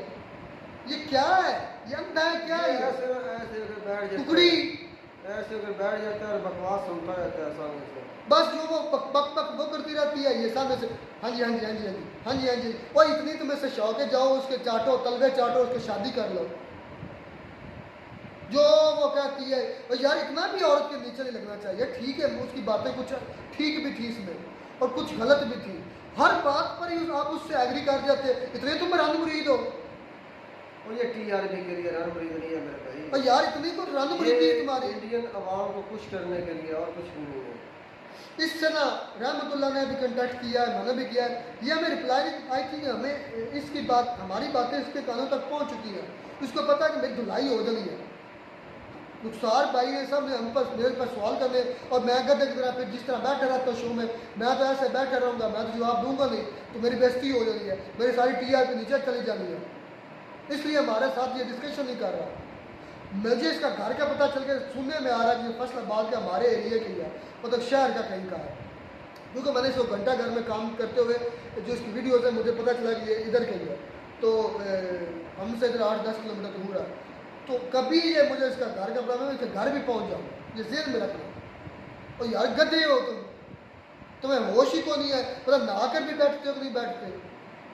और नॉलेज लिया करो पाकिस्तान के बारे में, वो बातें किए जा रही इसके आगे हाँ जी हाँ जी हाँ जी हाँ जी हाँ जी। और वो अपने मुल्क में कौन सा छोड़ रही है मेरे भाई? अजमेर शरीफ का दरबार और सारा उन लोगों ने कंट्रोल किया हुआ है, और अपनी तरफ से वो सारा खर्चा करते हैं, सारा निज़ाम उनके पास है मेरे भाई, उस इदारे के पास। कितने बड़े बड़े दरबार हैं। हाँ, मैं सारे दरबारों की बात नहीं करता, ये हकीकत है, सारे दरबारों की बात नहीं, जो बड़े बड़े हैं मेरे भाई वो सारे इनके कंट्रोल में। अच्छा, अब बात आती है वक्फ बोर्ड की। एक बाबा जो है, बाबा जी के पैरोकार जो हैं या बाबा जी के जो पीछे गजनी स्ट्रीट के लोग हैं, वो क्लेम कर रहे हैं कि किसी मोटर वे पर थे, वो बात कर रही थी ब्रिज पर फ्लाई ओवर बिजली फ्लाई ओवर पर कि वो कहते हैं कि ये जो फ्लाई ओवर है जहाँ बना रहे हैं, ये जो बना हुआ है, ये हमारी संपत्ति है। देखिए भाई, पहली बात तो ये है, उस बाबे पर छोड़ दो। ये बात मैं बड़ी जिम्मेदारी के साथ कह रहा हूँ, हल्फन कह रहा हूँ। अगर वह बाबा हिम्मत वाला हुआ, ना फ्लाई ओवर रहेगा, ना फ्लाई ओवर की कोई चीज़ रहेगा, ना उधर से कोई चीज़ गुजरेगी। और ये करामातें इन सैयदजादों की, इन औलिया कराम की अपनी आंखों से देखी, अपनी इन जीती जागती आंखों से देखी हैं। ये जो वक्फ वाले या ये जो उनके पैरोकार कह रहे हैं कि फ्लाई ओवर ना बनने दो, यार छोड़ दो। अगर वो बाबा हुआ ना पावरफुल, जिंदा हुआ, ताकत वाला हुआ, वो खुद ही कर देगा। और इन बाबों की मैं बार बार कह रहा हूँ, अपनी आंखों से करामतें देखी हैं। हमारे इधर एक गाँव के साथ ही गाँव है, मैं उसकी आपको जिंदा जीती जागती मिसाल, अभी भी उसकी कब्र पर करोड़ों लोग, लाखों लोग आते हैं। यहाँ पर पहले नहीं आते थे। सुने अच्छा यार, मैं एक सेकंड, उसकी वो करामत है जो मैंने इन आंखों से या मैंने वो महसूस की है। अब कोई ना माने, वो उसकी अपनी बात है। तो इसलिए मैं कह रहा हूँ वक्फ बोर्ड वालों को नहीं बात करनी चाहिए। वो बाबे जो जिंदा है ना, पावरफुल, वो खुद ही करवा लेते हैं, वो खुद ही कर लेते थे। भाई हमारे गांव के साथ गाँव है, हमारे सैयद बुखारी है, बाबा मक्खन शाह बुखारी का नाम, मक्खन शाह, मोहम्मद हसन नाम है और मक्खन शाह से नाम से मशहूर है। बड़े मतलब गोरे चिट्टे थे, इसलिए मक्खन की तरह के थे, इस लिहाज से शायद उनका नाम पड़ गया था। हमारे पैदाइश से पहले वो शायद पर्दा फरमा हुए थे, और वो उनके बारे में कहा जाता है कि उनको नबी पाक से उनकी मोर भी थी, मतलब कि वो मोर वाले सैयद थे और वली थे। फौत हो गए, पर्दा फरमा गए, दुनिया सारी दुनिया से पर्दा फरमा गए। हमारे जिस गांव में वो मतलब पर्दा फरमाया, उस गांव के लोग उसको नहीं मानते थे। सब कहते थे कि यार ये झल्ला सा था, ये क्या है, बाबा बना। अब वो करामत है जो हमारी वालदैन ने, हमारी उधर के हज़ारों लोगों ने इन आंखों से देखी। एक मलांग भी जाता है, वल्लाह वो किस मूड में जाता है, उसकी जो कब्र मुबारक होती है ना, उसको जाकर चिमटा होता है, शायद लोग जो समझे चिमटा बड़ा जो बजाते हैं, वो बजाने वाला मलांग था, चिमटा बजाने वाला। तो उसको पैसों की ज़रूरत थी, या जैसे भी उसकी परेशानी नहीं हल हो रही थी, वो बार बार आ रहा था, नहीं हो रही थी, मंजूरी नहीं होगी, उसने वो चिमटा उनकी कब्र मुबारक को मारा। तो तू एड्डा बाबा बना, फिर मैं मेरा काम तो तू कर नहीं सकता। फिर लोग हल्फन कहते हैं, कसम उठा कर कहते हैं कि वो बंदा उसी वक्त वही गिरा है, वो बंदा उसी वक्त वही गिरा है, और उसके मुंह से झाग निकल और उधर से उधर ही मर गया। और फिर वो ऊपर उठाया नहीं जा रहा। फिर आगे सुनो, पूरी दुनिया ने उसको हिलाने की कोशिश की। उधर लोग, ये हज़ारों का मजमा तो देख रहा है, हज़ारों का छोड़ दे, सैकड़ों तो लाजमी थे, जो 20 से 30 गवाहियाँ मुझे लोगों ने खुद दी। वो मेला था ना मेरे भाई, मेले के दौरान था। उसकी लाश नहीं उठाई जा रही थी, मर गया है, पहली बात तो मर गया है। फिर उसकी लाश लोग 20-20 लोग खींच रहे थे, उसकी लाश नहीं उठाई जा रही थी। लोग तो पीटना सीखना शुरू कर दिए, तो ये क्या हो गया। फिर वो उसके बेटे सैयद के पास गया कि यार इसने ये गलती की है, इसने चिमटा मारा है बाबे मक्खन शाह बुखारी की कब्र को, और ये मर गया, अब इसकी लाश भी नहीं उठाई जा रही। ये वो वाक़या कहानी नहीं है, ये मैं आपको चैलेंज करता हूँ, ये सच है, इस पर सैकड़ों लोगों ने देखा। फिर वो जाता है, उनके जो सैयदजादे उनके बेटे होते हैं, खुद तो पर्दा फरमा दो, उनके बेटे थे, उनके पास जाते हैं, मिन्नत समाजत करते हैं कि आप आएँ हमारी मदद करें, वो हमारी लाश भी नहीं ज़मीन से उठ रही, लोग बंदा ऊपर से उठ नहीं रहा, ज़मीन के साथ चिपक गया। फिर वो आते हैं, वो सैयद उसके बेटे जो कब्र में पड़ा, उसके बेटे आते हैं, वो फिर कब्र पर आता है, कहते हैं दरवाजे को बंद कर लेता है, रोता है, माफ़ी मांगता है कि एक मरतबा गलती होगी, इनको माफ़ कर दो, इस उनती को आप माफ़ कर दो, जाने दो। कहते हैं काफ़ी देर बाद उसकी सुनी जाती है अंदर से। फिर वो आता है, फिर कहता है अब इसको हाथ लगाओ, उठ जाएगा। फिर कहते हैं कि वो हाथ लगाते हैं तो वो मैयत उठती है, तब फिर उसको उठा कर नहलाते हैं तो दफनाते हैं। ये वो वाक़या है जो बाबा ने जिंदा करामत है, लाखों में मिसालें दे सकता हूँ। तो इसलिए वक्त वालों को यह कहना कि यार वो जो है अपना फ्लाईओवर ना बनाए, इधर बाबा था हमारा, छोड़ दो बाबे पर, बाबा कर बनने दो, अगर उसके पास कुछ हुआ तो वो नहीं बनने नहीं बनने देगा। मैं जिंदगी ज़िंदगी में अपनी मैं ऐसी मिसालें देखी हैं जो मैं हैरान हूँ। मैंने खुद एक रोड देखा, वो रोड पे गुजरा, हमारा मेन रोड था, मतलब जीटी रोड था, एक बड़ा रोड बनना था। उधर कहते हैं कि किसी सैयदजादे की कब्र थी, बाबे की, नहीं बंद रही उसमें, मशीनरी बंद हो जाती थी यार। सबसे मैं ऐसी मिसालें तस्वीरें खींच खींच कर आपको दिखाऊं ना, ये देखो ये सड़क गुजर रही थी लेकिन साइड से गुजारी गई है, बाबे ने नहीं गुजरने दी। यार उसको छोड़, ये जो हीरा जी का मज़ार है इसके ऊपर छत है। नहीं जैसे भाई वो एक तकनुसी बातें हैं, वो बारिश आती है, मैं खुद गया हूँ, जब बारिश आती है नीचे पानी आता है, वो झूठ है। अच्छा, जो झूठ है वो मैं नहीं मानूंगा। मैं खुद गया हूँ मज़ार पर, जब बारिश आती है तो पानी नीचे आता है। पानी आने की बात तो मैं नहीं कर रहा। छत को छोड़ो, लेकिन ये ज़रूर है जो बाबा होगा तकड़ा, ना वो फ्लाईओवर बनाने देगा, ना वो रेलवे स्टेशन बनाने देगा। जो बाबा हुआ तकड़ा, जिंदा हुआ, मरने के बाद भी जिंदा हुआ, वो कुछ नहीं करने देगा, ये ज़हन में रखना।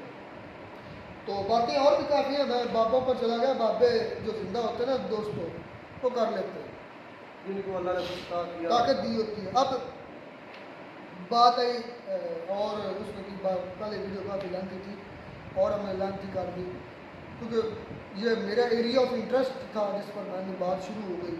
इस पर मैं सर रात भी बोल सकता हूँ और मिसालों के साथ, दलीलों के साथ साबित कर सकता हूँ, तस्वीरों के साथ, बकायदा वीडियोज़ के साथ, कि देखिए जो बाबे जिंदा हैं वो करते हैं।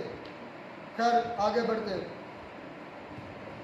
उसकी ज़ुबान बड़ी गंदी थी, क्या नाम है उसका, नाज़िया लाइक, उसकी फितरत है TRP के लिए, लोग उसे अच्छा से, बाबे की माँ पजामा खोल कर इधर कैसे आ गई, ये रेलवे स्टेशन। भाई इलीगल जो भी ज़मीन वक्फ बोर्ड ने, मतलब जिस तरह वो कह रही थी कि पता 9 लाख एकड़ कि 9.5 लाख एकड़ वक्फ बोर्ड के पास ज़मीन है, जिसमें रेलवे स्टेशन की भी है, फ्लाईओवर की भी है। तो भाई जो इलीगल है ना, वो मैं भी मानता हूँ वो नहीं होना चाहिए, वो गवर्नमेंट का प्रॉपर्टी, गवर्नमेंट के ऊपर है। बाबे की जो हुई वो बाबा रख ले, बाबे की फिक्र नहीं आपने करना। तो यार उन्होंने ज़िंदगी में अपनी फिक्र नहीं की होती, आप उनकी क्या फिक्र कर फिक्र रहे हैं? छोड़ दे, बाबुओं को छोड़ दो, बाबुओं को चाट। शायद जो लोग लाहौर, शायद आप इंडिया में से कोई लाहौर आया हो तो नहीं आया, सिख हजरात और सराते रहते हैं। सिख आते रहते हैं।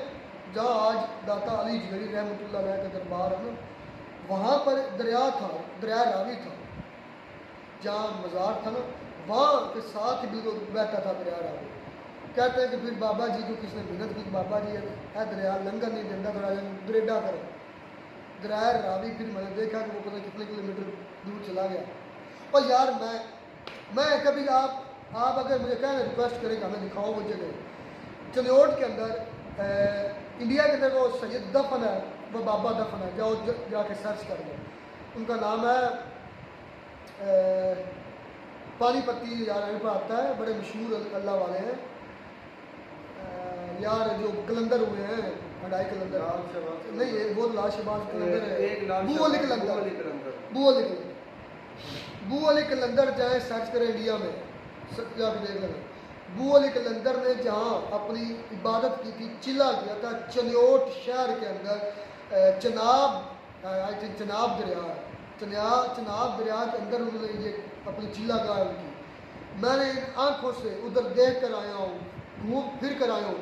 पीछे से दरिया आ रहा है, पीछे एक ही है, जब बाबा जी की चिल्ला गाय, वहाँ से दरिया फट गया, एक हिस्सा इधर चला गया, एक हिस्सा इधर चला गया, सेंटर में है वो बाबा जी, सेंटर में है, खुद अभी दफन भी नहीं है, सिर्फ उनकी चिल्ला गया, उनकी इबादत का जाऊँ इबादत की। हालांकि आप पानी की फिक्र को जानते हैं कि वो काट कर ले जाता है चीज़। हर चीज़ को भाग देती, वो जनाबे वाला पीछे से इकट्ठा है, मैं खुद देखा दरिया। फिर आगे आते हैं, जहाँ चिल्ला गया वहाँ से टूट गया, 200 में गया, किधर चला गया किधर चला गया, फिर आगे जाके फिर एक हो गया। और ये मनाजर वो है जो मैंने अपनी जिंदगी जीती जाती आंखों में। यार वो चीज़ सबसे बड़ी छोड़ो, कराची का वो जो है दरबार, क्या नाम उसका, जो बिल्कुल समंदर के ऊपर किनारे पर, यार वो मज़ार है, क्या मेरा नाम उससे गुजर गया दिमाग, कराची पीछे नीचे पड़ा हुआ है, समंदर कितना ऊपर। चले बात कंक्लूड, ये मेरा पर्पज़ ये था, ये सारी बातों करने का, कि वक्फ बोर्ड वालों को इन बाबों की ज़मीनों की, दरबारों की टेंशन छोड़ दें। वो अपनी ज़मीनें, अपनी जायदादें, अपना जो अपना आप मनवाना जानते हैं, अल्लाह ताला ने उनको ताकत दी हुई है इतनी, वक्त बोर्ड की जरूरत और नहीं जो है। ठीक होंगे वो अपनी फर्ज कर लेंगे, और जो नहीं ठीक होंगे मेरे भाई वो चले जाएंगे। चले बातें तो मतलब कि नाज़िया लाह के मुताबिक ये जो वक्फ बोर्ड है ब्रिटिश ने बनाया, पाकिस्तान में वक्फ बोर्ड नहीं है, सऊदीया में वक्फ बोर्ड नहीं, सऊदीया में तो मुझे नहीं पता, पाकिस्तान में वक्फ बोर्ड है, ये अपनी इस्लाह कर लीजिएगा। और इंडिया में भी है। बाकी इंडिया में अंदर ये वक्फ बोर्ड क्या कर रहा है, जो वो इलीगल कर रहा है, 100 बातों की एक बात मैं पहले कर चुका हूँ, छोड़ दो बापों पर, बापे खुद ही कर लेंगे, मैंने करते देखे, मैंने लोगों को उनके पल्ले कुछ है। पहले कुछ है। हमारे जहाँ मैं अम्बा के जिस साइड में मैं आपको पॉइंट उठ कर रहा था, यहाँ से कम तो 500 मीटर होगा या मैक्सिमम किलोमीटर होगा, यहाँ से किलोमीटर है, किलोमीटर से भी शायद कम हो। वहाँ पर एक बाबा जी है, दफन है, कोई उनका मतलब एक छोटा सा रोज़ा है, और वो रोज़े बनने की हिस्ट्री हमें पता है वो कैसे बना है। मैं इसलिए कहता हूँ जिन बाबों ने बनवाना होता है वो खुद बनवा लेते हैं। और 1300 हिजरी के कहीं का मतलब कि वो इतने पहले के कहीं चल यार से दूर ही ना गए, ऐसे भाई आपको शायद याद है हमारे गांव के अंदर एक बाबा है, है। ये इसकी अब मैं हिस्ट्री सुना देता हूँ यार, मज़ा करेगा हो जाएगा वीडियो। मैं सिर्फ नाज़िया इलाही के सारी जवाबों का एक ही मैंने जवाब देना है, वक्त बोर्ड को छोड़ो, बाबों को छोड़ो, बाबे खुद बनवा लेंगे। हमारे गांव के अंदर जहाँ मैं बैठा हूँ, यहाँ से ज़्यादा 200 मीटर होगा। नहीं 200 बहुत ज़्यादा बता रहे, 100 मीटर 50 मीटर है, 50 मीटर मैक्सिमम सफ़र है, मैक्सिमम। इधर बाबा जी की अब कब्र बनी है, वो जिस बाबा ने बनवाई थी वो बाबा मेरा लंगोटिया यार था, बाबा खान, और उसने मुझे अपनी पूरी हिस्ट्री बताई। सैयद गौहर अली शाह की। हाँ जी, सैयद गौहर अली शाह की मैं बात कर रहा हूँ। ये बाबा जी जो जिसकी मैं बाबा खान की बात कर रहा हूँ ना, ये वो, तो घर वो था। जिनका घर था, मतलब वो सारे एक कंबाइंड फैमिली थी, उनके भाई भी थे, उनकी भरजाइयाँ भी थी, और वो थोड़े से गरीब थे, पसमानदा थे, लोहार थे, ज़ात के लोहार थे। तो जारी बात है फिर इधर लोग कचरा डालते, उनका एक साइड पे घर था और एक साइड पे खुला मैदान था, तो लोग जो गांव के पहले आपको पता कचरा ना डालते, तो वहाँ लोग कचरा डालना शुरू हो गए, एक ने फेंका, फिर फेंकते उधर, हम बोलते उसको रूढ़ी, तो वो कचरा वो ढेर लग गया। बाबा जी इधर से छोड़ कर चले गए, कचरा डाला, बल्कि बाबा जी इधर ही थे, बाबा खान की बात कर रहे हैं। तो वो उसका जो एक बेटा था ना, उनका एक कमरा था पीछे को बैकवर्ड में, उसने वहाँ जाकर ना मतलब कि ना पेशाब करना शुरू कर दिया, काफ़ी अर्सा करता रहा। वो फिर जो है ना बाबा जी, ये वो स्टोरी है जो मैं अपने उस बाबा खान से जीती जाती सुनी है और उन पर बीती है, ये मैं हल्फन कह रहा हूँ, ये उन पर बीती है और उस बाबा ने अपने आप मनवाया है। वो कैसे मनवाया वो सुने कि ये मैं वाह भाई बात नहीं कर रहा, मैं हल्फन कह रहा हूँ, हल्फ दे दिया। ये वो बातें हैं जो मैं खुद मेरी ज़िंदगी में हुई। उस बाबा जी हमारी आंखों के सामने वो मज़ार बना है, पहले था ही नहीं। वो बाबा जी की औलाद थी, वो उनको क्या बता रहे थे, को सैयद ज़ात पढ़ा, कोई इधर अल्लाह का वली पढ़ा, उनको क्या बता बेचारों को। उन्होंने उधर पेशाब करना, मुतरना, शुतरना सा जो करना शुरू कर दिया, उधर पलीत शुरू कर दिया। उनकी ख्वाब में आते हैं बाबा, बाज आ जाओ, ना इधर करो, छोड़ दो इस जगह को, ये मेरी जगह है, आप पलीत कर रहे हैं। वो उनको समझ ना एक पता ये कौन है। खैर वो ना माने, कहते हैं उसने अपने इधर से कुछ छोड़ चला गया, उसने अपने बेटे की शादी की। हाँ सॉरी एक मेन पॉइंट मैं भूल गया। वो बाबा जी आए थे नाग की शक्ल में, क्योंकि सारी बातें इंसान की शक्ल में नहीं आते, और उसने इनको डराया था, इनको भगाने की कोशिश की थी कि भाग जाओ उधर से, मतलब ये अपना सांप भेजा हुआ जिस तरह भी करके। और ये मैं अल्फन पल अल्फ गई, ये सच बातें हैं, एन बा एन, एक एक हर्फ सच है। वो आए थे सांप की शक्ल में आए थे या जैसे भी आए थे, उन्होंने इनको डराया, नाग था बहुत बड़ा, इन्होंने समझा वैसे को निकला है। उसने काफ़ी कोशिश की इनको डराने की, धमकाने की, बचाता रहा, डांग नहीं मारा, इन पर कूदता रहा, ये लड़ते रहे, मतलब इनको मार दिया। तो फिर एंड पर इन्होंने उनको मार दिया, उस सांप को मार अपनी तरह से मार कर फेंका ऐसे कि कुछ मतलब कि ना दरख्त पर दरख्त था उसके ऊपर फेंक दिया। अब ये आँखों देखे हाल है, दरख्त में फेंका, सुबह जब उठे वो गायब है, कोई चीज़ नहीं रहा। कुछ तो सांप से पही नहीं। मार दिया अपनी तरफ से, उधर से इनकी असल दुश्मनी शुरू हो जाती है। फिर वो बाबा जी गुस्सा कर जाते हैं, पहले डराते रहते हैं, ख्वाब में आके बताते हैं कि इधर से छोड़ जाओ, ये मेरी जगह है। नहीं ये मानते, अनपढ़ होते, समझ नहीं आते। फिर वो इधर से जारी बात है, सांप निकलना शुरू हो जाते हैं, तंगी हो जाती है, जैसे फिर कारोबार भी थोड़ा मंदा हो जाता है। उसी सारा सिनेरियो उसी का तरखा है, लोहार थे, कारोबार बंद हो जाता है, कोई बाहर बंदा काम करवाने नहीं जाता, लोग दूसरे के पास चले जाते हैं, ये एक बहाने हैं। फिर वो इधर से कारोबार तलाश में चले जाते हैं शहर। उसी बच्चे की शादी करते हैं, जवान होता है, शादी करते हैं। शादी के बाद उसको एक पोता होता है, पोता भी मर जाता है, सिर्फ 1 साल के अंदर है। पोता भी मर जाता है, बेटा भी मर जाता है, बहू भी मर जाती है, बेगम भी मर जाती है। ये 4 शख्सियात उसकी ज़िंदगी अंधेर हो जाती है उस बाबे की। और वो बाबा, और हमने अपनी आंखों से देखा उसे बिल्कुल, यार ये वो ज़िंदगी का हिस्सा जो मैंने अपनी आंखों से सारा देखा है। वो बाबा कह रहा हूँ मेरा लंगोटिया यार था, और फिर वो रोता था, वो बताते हुए फिर रोता था बड़े। और फिर एक और बड़ी बात बता दूं, जहाँ पर एक और दरवेश अल्लाह के आए थे, उनका नाम था नजीब सुल्तान। नजीब सुल्तान। उन्होंने कहा था कि आपके गांव के अंदर अल्लाह का उन्होंने वली है, कहा कि आपकी जो सूरज जिधर से चढ़ता है ना, उस तरफ एक अल्लाह का वली है, बैठा है, उसकी इज्जत करो, उसको कदर करो। उसकी कदर हमें अब क्या पता उधर क्या है, उधर प्लेन जगह है, सेंटर कुछ पता ही नहीं है कि कहाँ पड़े हैं। अच्छा उनके सब मर गए। वो अपने सैयद मुरीद था किसी पीर का, वो कहता है मेरी जब उसका बेटा मरा और जब उसकी बेगम मरी, उसके बाद वो गया तो कुछ हल करो। उसने फिर पूछा, उसने फिर मराकबा किया, जो उसका पीर था उसको बताया बाबा जी को कि आप गलती करते रहे, आप उसकी जगह पर गंद डालते रहे, मतलब कि पेशाब करते रहे। फिर वो आपको समझाता भी रहा कि छोड़ दो ये जगह, ये मेरी जगह है, तो आप नहीं समझे। फिर वो सांप उसने भेजा, फिर आप उसको मार के फेंक दिया। वो उसका सारा आप उसका बिल्कुल ऐसे ही था, हमारे साथ ऐसे ही हुआ। फिर आप कारोबार है उसने बंद करवाया कि जैसे चले जाएंगे, फिर भी आप नहीं माने, तो आप उधर गंद डालना शुरू हुआ। तो उन्होंने कहा अब मैं क्या करूँ, अब मैं कैसे बच सकता हूँ, अब तो मेरा सारा कुछ लुट गया, बेटा भी मर गया, बहू भी मर गई, जो है बेगम भी मर गई, पोता भी मर गया। उसके पास अब 3 बेटियां थी, वो पहले थी, इस मामले से पहले थी, उनकी शादी वगैरह उन्होंने कर दी थी, निकल चुके थे वो यहाँ से जा चुकी थी।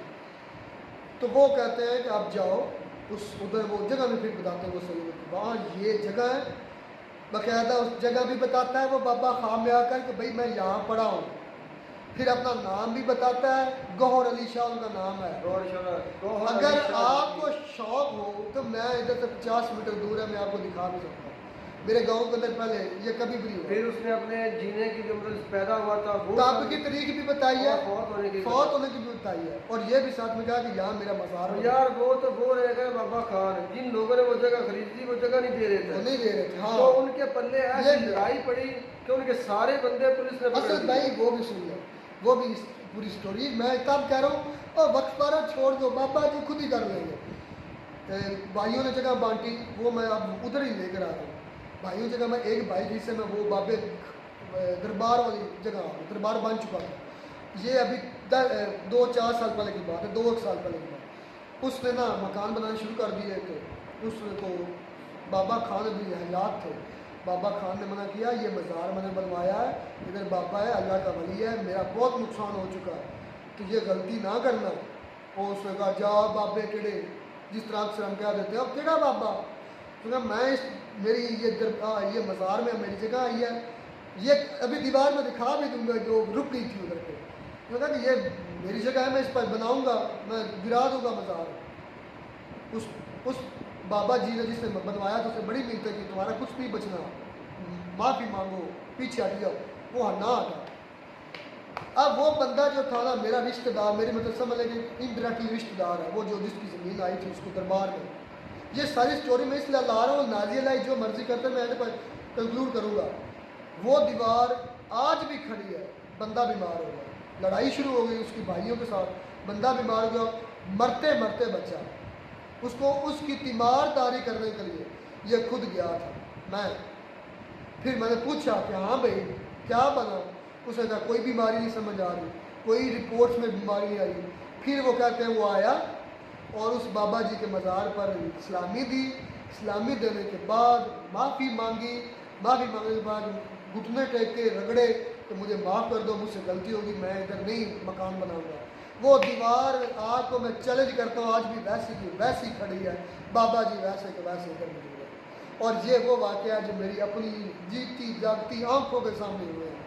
ये जितने वाक़े मैंने बताया मेरे सारे वाक़े मेरी आंखों के सामने हुए हैं, तो बाबे खुद ही कर लेते हैं। सारी स्टोरी का मकसद मेरा ये था, वक्त बोट जाए भाड़ में, ये चेले चपाटे जाए भाड़ में, अगर बाबा हुआ कुछ तो खुद ही कर रहे। ये मेरे पास बैठा है बाबा अल्लाह का वली सैयद गोहर अली शाह, जो उसकी तारीख पैदाइश में बता देता हूँ 1833 से आगे ऑनवर्ड है, या 1833 की वफात है, ये बैकवर्ड उनकी कोई है एज है। आप दोस्तों अगर आपको कमेंट्स कीजिएगा, अगर आपको शौक़ हो ना, मैं आपको वो लाइव दिखाऊंगा, डेमो दूंगा, दिखाऊंगा कि ये बिल्कुल मस्जिद के साथ है वजह। मस्जिद है।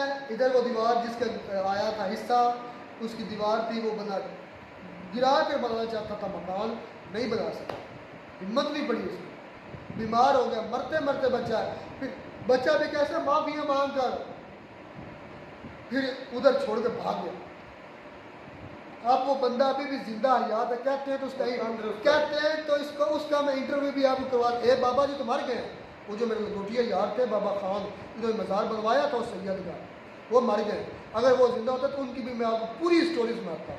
लेकिन जो बाद में जिसने दीवार बनाई थी, दीवार बनाने के बाद उसने रोक दी थी, बीमार पड़ गया था, हॉस्पिटल एडमिट हो गया था, मरते मरते बचा, माफ़ी मांगी तब बचा, वो बंदा भी हयात है, चाहे तो उसका मैं इंटरव्यू आपके साथ शेयर कर सकता हूँ। ये वो बातें दोस्तों जो कहानियाँ नहीं, जो सच है। वीडियो काफ़ी लेंथी हो गया है, क्योंकि ये मेरा एरिया ऑफ इंटरेस्ट था, इसलिए मैंने इसको खींचा। मज़ा आता है ऐसी बातों करने पर। जो बाबे जिंदा होते हैं, जो बाबे पावरफुल होते हैं, ना वो फ्लाईओवर बनाने देंगे, ना वो रेलवे स्टेशन बनाने देंगे, कुछ भी नहीं बनाने देंगे अगर पावरफुल हुए। इसलिए बाबों पर छोड़ दो, क्या वक़्त कोर्ट तो क्या इंडियन हुकूमतें इनके सामने ज़ेर है, इनकी ठोकर पर हुकूमतें हैं। खैर काफ़ी लेंथी होगी वीडियो, मिलते हैं दोस्तों नई वीडियो में। डाटा साहब गॉड ब्लेस यू।